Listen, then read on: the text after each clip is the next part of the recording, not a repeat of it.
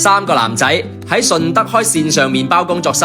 一日賣咗1500多單嘅麵包爆單日記。想食嘅朋友記得喺評論區打想食。我哋嘅麵包我知道佢好好食，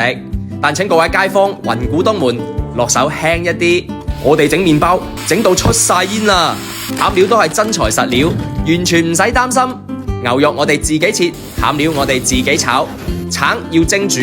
每日要煮好幾鑊，根本就唔敢偷懶，因為我哋知道好多媽咪同埋小朋友都係衝住乾淨真材實料嚟買嘅。準備出爐，呢個光澤，呢個膨脹感，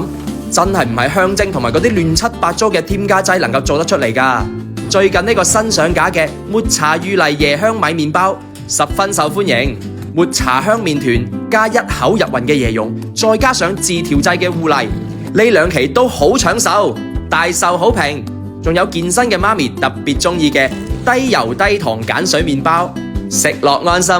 唔使驚變肥。每一個麵包開發出嚟，我哋都叫屋企人幫手試食，因為我哋想將乾淨純粹嘅麵包寄到去每一個家庭當中。如果你未來嘅1個禮拜早餐仲未有着落，試下我哋平凡人麵包啦。